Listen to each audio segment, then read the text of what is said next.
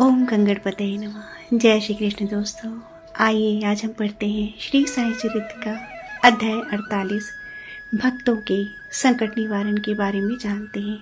शेवड़े और सपटरेकर की कथाएं। अध्याय के प्रारंभ करने के पूर्व ही किसी ने हेमाडपंत से प्रश्न किया कि साईं बाबा गुरु थे या सदगुरु। इसके उत्तर में हेमाडपंत सदगुरु के लक्षणों का निम्न प्रकार वर्णन करते हैं। तो जानते हैं सदगुरु के लक्षण। जो वेद और वेदांत तथा छहों शास्त्रों की शिक्षा प्रदान करके ब्रह्म विषयक मधुर व्याख्यान देने में पारंगत हो जाता है। जो अपने श्वास क्रियाओं पर नियंत्रण कर सहज ही मुद्राएं लगाकर अपने शिष्यों को मंत्रोपदेश दे, निश्चित अवधि में यथोचित संख्या का जप करने का आदेश दे और केवल अपने वाक चातुर्य से ही उन्हें जीवन के अंतिम ध्येय का दर्शन कराता हो तथा जिसे स्वयं आत्म साक्षात्कार न हुआ हो, वह सद्गुरु नहीं, वरन जो अपने आचरणों से लौकिक व परलौकिक सुखों से विरक्ति की भावना का निर्माण कर हमें आत्मानुभूति का रसास्वादन करा दे तथा जो अपने शिष्यों को क्रियात्मक और प्रत्यक्ष ज्ञान करा दे, वही सद्गुरु है। जो स्वयं ही आत्म साक्षात्कार से वंचित है, वे भला अपने अनुयायियों को किस प्रकार की अनुभूति करा सकते हैं। सदगुरु स्वप्न में भी अपने शिष्य से कोई लाभ या सत्सेवा शुश्रूषा की लालसा नहीं करते, वरन स्वयं उनकी सेवा करने को उद्यत रहते हैं। उन्हें यह कभी भी भान नहीं होता कि मैं कोई महान हूँ और मेरा शिष्य मुझसे तुच्छ है, अपितु उसे अपने ही सदृश समझा करते हैं। सदगुरु की मुख्य विशेषता यही है कि उनके हृदय में सदैव परम शांति विद्यमान रहती है। वे कभी अस्थिर या शांत नहीं होते और न उन्हें अपने ज्ञान का ही लेश मात्र गर्व होता है। इसलिए उनके लिए राजा रंक स्वर्ग अपवर्ग सब एक ही समान है। हेमाडपंत कहते हैं कि मुझे गत जन्मों के शुभ संस्कारों के परिणाम स्वरूप ही साईं बाबा सादृश सदगुरु के चरणों की प्राप्ति तथा उनकी कृपा पात्र बनने का सौभाग्य प्राप्त हुआ। वे अपने यौवन काल में चिलम के अतिरिक्त कुछ संग्रह न किया करते थे। न उनके बाल बच्चे न मित्र थे, न घर बार था और न उन्हें किसी प्रकार का आश्रय प्राप्त था।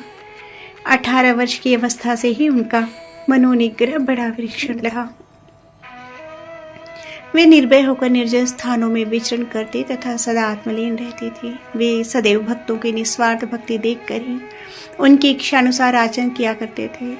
उनका कथन था कि मैं सदा भक्त के पराधीन रहता हूँ। जब वे शरीर में थे उस समय भक्तों ने जो अनुभव किए, उनके समाधिस्थ होने के पश्चात आज भी जो उनके शरणागत हो चुके हैं, उन्हें उसी प्रकार के अनुभव होते रहते हैं। भक्तों को तो केवल इतना ही यथेष्ट है कि यदि वे अपने हृदय को भक्ति और विश्वास का दीपक बनाकर उसमें प्रेम की ज्योति प्रज्वलित करें तो ज्ञान ज्योति आत्म साक्षात्कार स्वयं प्रकाशित हो उठेगी। प्रेम के अभाव में शुष्क ज्ञान व्यर्थ है।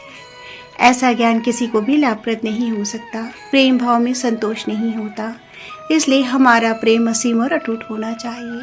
प्रेम की कीर्ति का गुणगान कौन कर सकता है, जिसकी तुलना में समस्त वस्तुएं तुच्छ जान पड़ती है। प्रेम रहित पाठ पठन सब निष्फल है। प्रेमांकुर के उदय होते ही भक्ति, वैराग्य, शांति और कल्याण रूपी संपत्ति सहज ही प्राप्त हो जाती है। जब तक किसी वस्तु के लिए प्रेम उत्पन्न नहीं होता, तब तक उसे प्राप्त करने की भावना ही उत्पन्न नहीं होती। इसलिए जहाँ व्याकुलता प्रेम है, वहाँ भगवान स्वयं प्रकट हो जाते हैं। भाव में ही प्रेम अंतर्निहित है और वही मोक्ष का कारणभूत है। यदि कोई व्यक्ति कलुषित भाव से भी किसी सच्चे संत के चरण पकड़ ले तो यह निश्चित है कि वह अवश्य तर जाएगा। ऐसी ही कथा नीचे दर्शाई गई है। श्री शेवड़े अक्कलकोट सोलापुर जिला के श्री सपटरेकर वकालत का अध्ययन कर रहे थे। एक दिन उनकी अपने सहपाठी श्री शेवड़े से भेंट हुई। अन्य और भी विद्यार्थी वहां एकत्रित हुए। सबने अपनी अपनी अध्ययन संबंधी योग्यता का परस्पर परीक्षण किया। प्रश्नोत्तरों से विदित हो गया कि सबसे कम अध्ययन श्री शेवड़े का ही है और वे परीक्षा में बैठने के योग्य है। जब सब मित्रों ने मिलकर उनका उपहास किया, तब शेवड़े ने कहा कि यद्यपि मेरा अध्ययन अपूर्ण है तो भी मैं परीक्षा में अवश्य उत्तीर्ण हो जाऊंगा। मेरे साईं बाबा ही सबको सफलता देने वाले हैं। श्री सपटरेकर को यह सुनकर आश्चर्य हुआ और उन्होंने श्री शेवड़े से पूछा, ये साईं बाबा कौन है जिनका तुम इतना गुणगान कर रहे हो? उन्होंने उत्तर दिया कि वे एक फकीर है जो शिरडी की एक मस्जिद में निवास करते हैं। वे महान सत्पुरुष हैं। ऐसे अन्य संत भी हो सकते हैं, परंतु वे उनसे अद्वितीय हैं। जब तक पूर्व जन्म के शुभ संस्कार संचित ना हो तब तक उनसे भेंट होना दुर्लभ है। मेरी तो उन पर पूर्ण श्रद्धा है।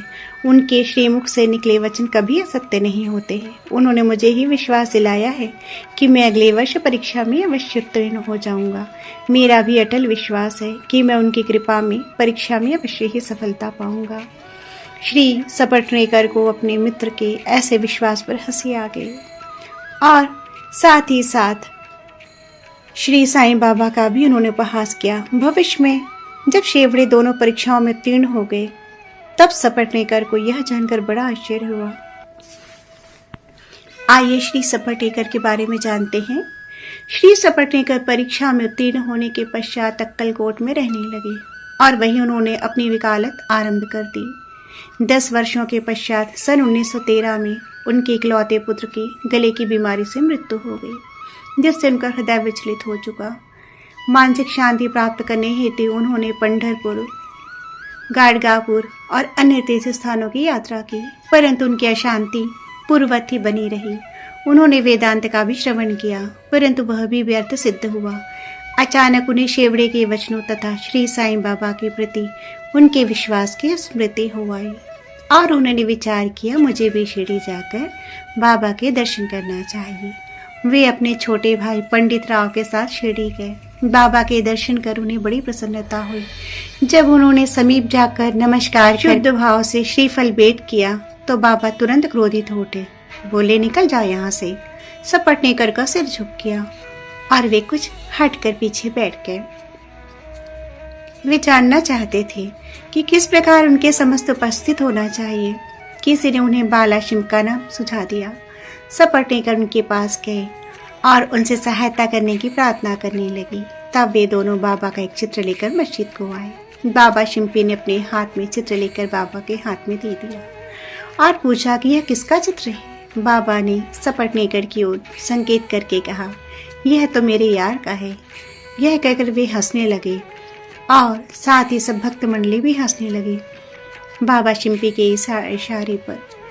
जब सपटनेकर उन्हें प्रणाम करने लगे तो वे पुनः चिल्लाकर बोले, बाहर निकलो। सपटनेकर के समझ में नहीं आ रहा था क्या करें। तब वे दोनों हाथ जोड़कर प्रार्थना करते हुए बाबा के सामने बैठ गए, परंतु बाबा ने उन्हें तुरंत ही बाहर निकलने की आज्ञा दी। वे दोनों बहुत निराश हुए। उनकी आज्ञा कौन टाल सकता था। आखिर सपटनेकर खिन्न हृदय शिरडी से वापस चले आए। उन्होंने मन ही मन प्रार्थना की, हे साईं, मैं आपसे दया की भिक्षा मांगता हूँ। कम से कम इतना तो आश्वासन दे दीजिए कि मुझे भविष्य में कभी न कभी आपके श्री दर्शनों की अनुमति मिल जाएगी। आइए श्रीमती सपटनेकर के बारे में जानते हैं। 1 वर्ष बीत गया, फिर भी उनके मन में शांति न आई। वे गाड़गापुर गए, जहां उनके मन में और अधिक अशांति बढ़ गई। अतः वे माढ़े गांव विश्राम के लिए पहुंचे और वहां से काशी जाने का निश्चय किया। प्रस्थान करने के 2 दिन पूर्व उनकी पत्नी को स्वप्न हुआ। वह स्वप्न के एक गागर ले लक्कड़ शाह के कुएं पर जल भरने जा रही है। वहां नीम के नीचे एक फकीर बैठा है, सिर पर एक कपड़ा बंधा हुआ है। फकीर उसके पास आकर कहने लगा कि मेरी प्रिय बच्ची, तुम क्यों व्यर्थ कष्ट उठा रही हो? मैं तुम्हारी गागर निर्मल जल से भर देता हूँ। तब फकीर के भय से वह खाली गागर लेकर ही लौट आए। फकीर भी उसके पीछे पीछे चला आया। इतने में ही घबराहट में ही उसकी नींद भंग हो गई और उसने आंखें खोल दी। यह स्वप्न उसने अपने पति को सुनाया। उन्होंने बस एक शुभ शकुन जाना और वे दोनों शिरडी को रवाना हो गए। जब वे मस्जिद पहुंचे तो उन्होंने बाबा उपस्थित ना थे, वे लेंडी बाग के हुए थे। उन्हें लौटने की प्रतीक्षा में बैठे रहे। जब बाबा लौटे तो उन्हें देखकर अपनी पत्नी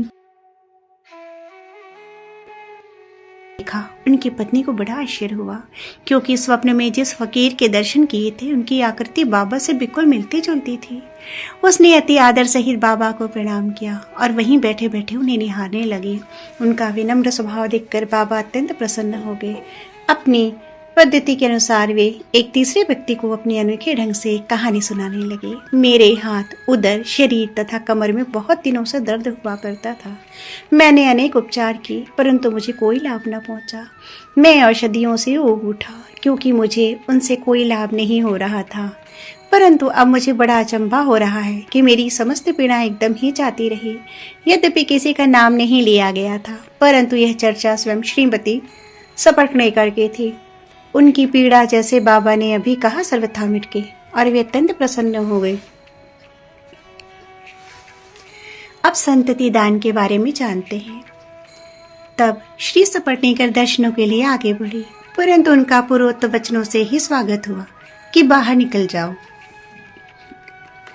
इस बार वे बहुत धैर्य और नम्रता धारण करके आए थे। उन्होंने कहा कि पिछले कर्मों के कारण ही बाबा मुझसे अप्रसन्न हैं और उन्होंने अपना चरित्र सुधारने का निश्चय कर लिया। बाबा से एकांत में भेंट करके अपने पिछले कर्मों की क्षमा मांगने का निश्चय किया। उन्होंने वैसा ही किया और अब जब उन्होंने अपना मस्तक उनके श्री चरणों में रखा तो बाबा ने उन्हें आशीर्वाद दे दिया। अब सपटनेकर उनके चरण दबाते हुए बैठे थे। इतने में गडेरीन आई और बाबा की कमर दबाने लगी। तब वे सदैव की भांति बनिए की कहानी सुनाने लगे। जब उन्होंने उसके जीवन के अनेकों परिवर्तन तथा उसके इकलौते पुत्र की मृत्यु का हाल सुनाया तो सपटनेकर को अत्यंत आश्चर्य हुआ कि जो कथा सुना रहे हैं वह तो मेरी ही है। उन्हें बड़ा अचंभा हुआ कि मेरे जीवन की प्रत्येक बात का पता कैसे चल गया। अब उन्हें विदित हो गया कि बाबा अंतर्यामी हैं और सबके हृदय का पूरा पूरा रहस्य जानते हैं। यह विचार उनके मन में आया ही था कि गडेरीन से वार्तालाप चालू रखते हुए बाबा सपटनेकर की ओर संकेत करके कहने लगे, यह भला आदमी मुझ पर दोषारोपण करता है कि मैंने ही इसके पुत्र को मार डाला है। क्या मैं लोगों के बच्चों के प्राण हरण करता हूँ? फिर ये महाशय मस्जिद में आकर अब क्यों चीख पुकार मचाते हैं? अब मैं एक काम करूंगा, अब मैं उसी बालक को फिर से इनकी पत्नी के घर में ला दूंगा। ऐसा कहकर बाबा ने अपना वरद हस्त सपटनेकर के सिर पर रखा और उसे सांत्वना देते हुए कहा कि ये चरण अधिक पुरातन तथा पवित्र है। जब तुम चिंता से मुक्त होकर मुझ पर पूरा विश्वास करोगे तभी तुम्हें अपने ध्येय की प्राप्ति हो जाएगी। सपटनेकर का हृदय गदगद हो उठा। तब अश्रुधारा से उनके चरण धोकर वे अपने निवास स्थल पर लौट आए और फिर पूजन की तैयारी कर नैवेद्य आदि लेकर वे सपत्नीक मस्जिद आए। वे इसी प्रकार नित्य नैवेद्य चढ़ाते और बाबा से प्रसाद ग्रहण करते रहे। मस्जिद में अपार भीड़ होते हुए भी वे वहां जाकर उन्हें बार बार नमस्कार करते थे। एक दूसरे से सिर टकराते देखकर बाबा ने उनसे कहा कि प्रेम तथा श्रद्धा द्वारा किया हुआ एक ही नमस्कार मुझे पर्याप्त है। उसी रात्रि को उन्हें चावड़ी का उत्सव देखने का भी सौभाग्य प्राप्त हुआ। उन्हें बाबा ने पांडुरंग के रूप में दर्शन दिए। जब वे दूसरे दिन वहां से प्रस्थान करने लगे तो उन्होंने विचार किया कि पहले दक्षिणा में बाबा को 1 रुपया दूंगा। यदि उन्होंने और मांगे तो अस्वीकार करने की बजाय 1 रुपया और भेंट में चढ़ा दूंगा। फिर भी यात्रा के लिए शेष द्रव्य राशि पर्याप्त हो गई। जब उन्होंने मस्जिद में जाकर बाबा को 1 रुपया दक्षिणा दी तो बाबा ने भी उनकी इच्छा जानकर 1 रुपया उनसे और मांगा। तब सपटनेकर ने उसे सहर्ष दे दिया तो बाबा ने भी उन्हें आशीर्वाद देकर कहा कि यह फल श्रीफल ले जाओ और इसे अपनी पत्नी की गोद में रखकर निश्चित होकर घर जाओ। उन्होंने वैसा ही किया और 1 वर्ष के पश्चात ही उन्हें एक पुत्र प्राप्त हुआ। 8 मास का शिशु लेकर वह दंपत्ति फिर शिरडी को आए और बाबा के चरणों पर बालक को रखकर फिर इस प्रकार प्रार्थना करने लगे कि हे साईनाथ, आपके ऋण हम किस प्रकार चुका सकेंगे। आपके श्री चरणों में हमारा बार बार प्रणाम है। हम दिनों पर आप सदैव कृपा करते रहिएगा, क्योंकि हमारे मन में सोते जागते हर समय न जाने क्या क्या संकल्प विकल्प उठा करते हैं। आपके भजन में ही हमारा मन मग्न हो जाए, ऐसा आशीर्वाद दीजिए। उस पुत्र का नाम मुरलीधर रखा गया। बाद में उनके 2 पुत्र भास्कर और दिनकर और उत्पन्न हुए। इस प्रकार सपटनेकर दंपत्ति को अनुभव हो गया कि बाबा के वचन कभी असत्य और अपूर्ण नहीं हो सकते। श्री सद्गुरु साईनाथ समर्पणमस्तु। शुभम भवतु।